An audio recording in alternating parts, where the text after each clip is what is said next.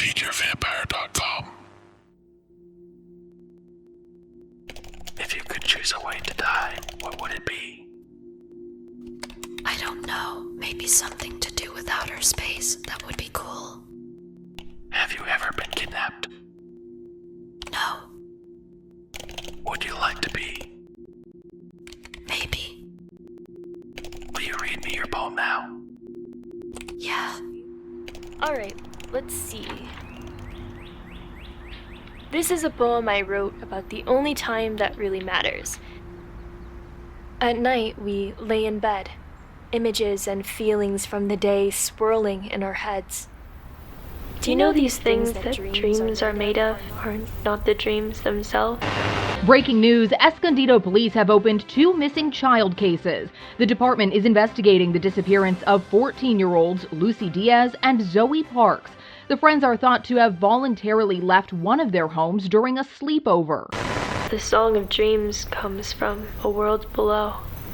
The singer is the goddess of the night. An update of the case of the missing Pico High girls. The families say they have reason to believe their daughters may have run away because of a story they read on the internet. Dreams are a temporary state of psychosis. Tragic news breaking this morning as a body found near Harmony Grove Road was identified as one of the missing girls. The crime scene, we're being told, is full of disturbing details, and we will bring you that coverage in a moment. We turn our eyes away from the dead, hiding in the place we went to wake them, afraid of being drowned in That voice you're whispers. hearing, it belongs to Lucy Diaz. Shut up. When we were 14, Lucy and me were best friends. I am not answering any more of these questions. Lucy passed away 4 years ago, and ever since her death, people have been asking me what happened. Because we ran away from home together, everyone assumes I have the answers. The fact is, I still have a lot of questions of my own. And according to police, the last person to see Lucy Diaz alive was her friend Zoe Parks. Remember, it was Zoe who was rescued in the Elfin Forest the morning after the girls were reported missing. The department expects to bring her in for questioning tomorrow.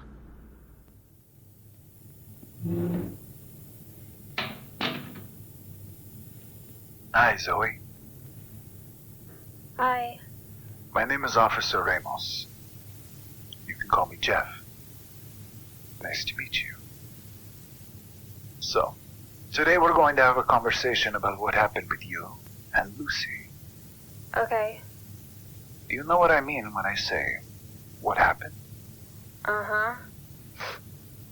I'm sorry. I know this is a very sad day for you. Losing your best friend is really tough, and I know that. I'm not sad. I want you to tell me a little bit more about your friendship with Lucy. Okay. Were the two of you picked on at school? Is that why you ran away? No. So, why did you run away? Things were really bad at home. Tell me about your parents. Yeah, about my parents. My parents met in a drug rehab program. Dad was barely 20 years old. Mom was 19. Neither of them had come from a good home. 2 years later, they were married. Their goal was to raise a kid who wouldn't have to put up with the abusive bullshit they'd grown up with. In 2018, Dad got into a car accident, which wasn't even his fault. During his recovery, he got addicted to painkillers. For the first time in 16 years, he was using again. Mom was furious. The one thing they swore would never happen was happening.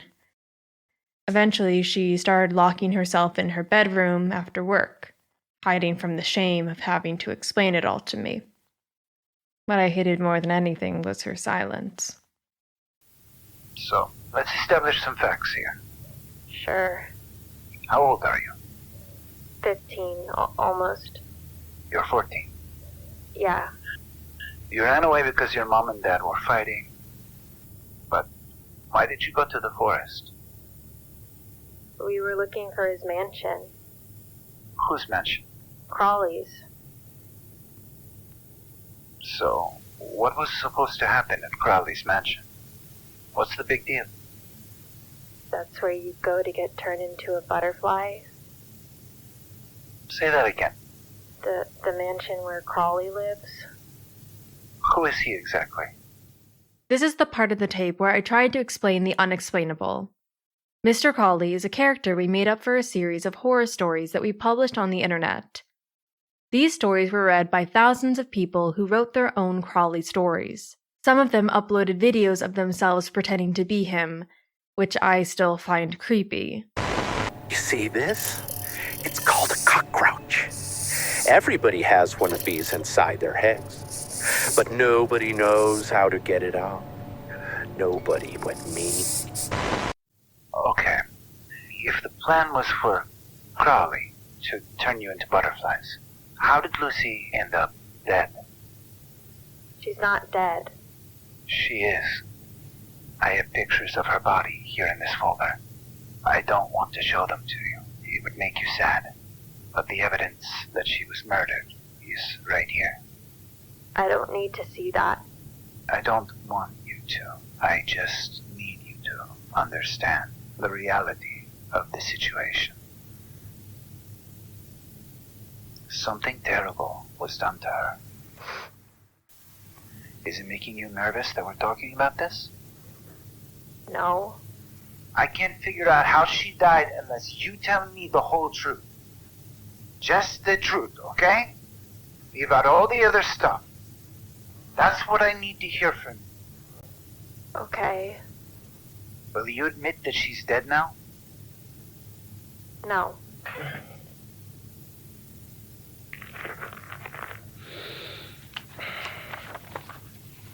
That's Lucy's blood. It's all over these trees and all over the ground. It's everywhere. Wow. What a mess. You were the last person who was with her, weren't you? Weren't you right around there when it happened? I wasn't. Listen, I'm not saying you're a bad guy in this, but I can prove that you were there. You know how I know that? How? Because your blood was there too. It's actually on her body. Okay. Your fingerprints are on the knife that we think was used to kill her. Just because you found her body doesn't mean that the magic didn't work. That's a lot of blood, isn't it? A person can't survive after losing that much blood. See, there's no magic that can fix that. I don't have more information about Lucy's death than the general public, but based on reports and glimpses I was shown during my interrogation, it's clear that her body was badly cut up. The type of wounds she suffered are what pathologists call incisions, long straight cuts caused by a sharp edge. Lucy's official cause of death was determined to be exsanguination. No single wound of her body was serious enough to kill her, but the accumulation of them all caused her to bleed to death. The other thing they found was a magic symbol carved into her upper back, right above the left shoulder blade. That one I knew all about because I put it there myself. There were other details about her body in the crime scene that made it difficult, if not impossible, for the police to recreate the circumstances of her death. For now, just remember that her manner of death remains undetermined and the case remains unsolved. Can I ask you a question? Sure. Did somebody cut her breasts? Her breasts? Yeah. There were some cuts made in the area, but I don't think whoever did this focused too much on that part of her. Okay. Good. So, what were you two doing past the time when you couldn't find it right away? Lucy said that we should do a blood ritual. A blood ritual? What's that? It's when you use a knife to draw his symbol on your body. You use the knife to cut yourself. Yeah, or someone else can do it for you. What happens after that? It calls him. Crowley. Yeah.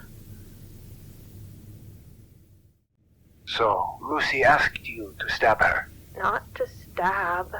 She asked you to cut her with the knife to make the symbol. Uh-huh. Is that why Lucy's dead? She's not dead. What makes you so sure about that? 'Cause Lucy can't die. She's a vampire. Is it possible somebody else was at you? Is it possible that the two of you didn't go there alone? We weren't alone. He was there. Crowley? Yeah, but maybe other people too. Listen to me. The worst thing you can do is stop short of telling me the whole truth. Go all the way. Had you and Lucy ever talked about suicide? Is that what you wanted to do in the forest? Your best friend is dead, okay? Somebody killed her. I'm not accusing you of doing that, but I think you know a lot more than you're telling me. Sorry. I have an idea. You like writing stories, right? Maybe I could give you a pen and paper and you could write a story about what happened that night. Would you do that for me? Okay. Alright, here. I'll be back in a little bit, okay? My parents tell me that I've always been an only child, but when I think about my past, I remember a little girl who slept in the same bed as me, ate at the same table as me, and wore the same clothes as I did. The only difference between us was that she never smiled, and sometimes she would sing at night. Supposedly she was only an imaginary friend, but I don't think that's all she was. I don't know how old I was the last time I saw her, but I can picture her walking away from me while holding hands with a very tall man dressed all in black. I remember how his shadow fell over us one day while we were playing in the sun, and how even though his face was cold and twisted, the girl wasn't afraid. He called her by her name and she seemed to recognize him. As I got older, I decided that these memories had probably come from dreams I'd had, and even if the sound of her voice was sometimes clear in my thoughts, I began to forget her. But then one evening, as I was falling asleep, the same man in black appeared outside my bedroom window. He told me that my sister was locked up in the basement of his mansion, that he'd been keeping her there all alone for many years. He said that I could set her free, but only if I knew the answer to his riddle. What's my name? My real name. Not the one from the nursery rhymes. I told him I would solve his riddle, but that I wasn't ready to yet. He said the walk to his mansion was long, and that maybe I could figure it out on the way there. Then he took my hand just like he'd taken hers, and we jumped down to the front lawn. Out on the street, we passed by a tree with a long piece of cord tied around its lowest branch. Dangling at the end of it, just an inch off the ground, was an old teddy bear with its stuffing coming out of its chest. See there? That's where your sister tied you up and beat you. Are you sure you want to help her? Yes, I answered, and we kept going. A little while later, we passed by the groundskeeper's shed behind our old school. There I heard the sound of someone crying. I started towards it when the man put his hand on my shoulder and said, What you're hearing are your own cries from many years ago. Do you remember how your sister held you down so all the boys could touch you? Are you sure you want to help her? I did remember, but nevertheless I answered yes, and we kept going. On we walked until we came to the edge of a dark and lonely forest.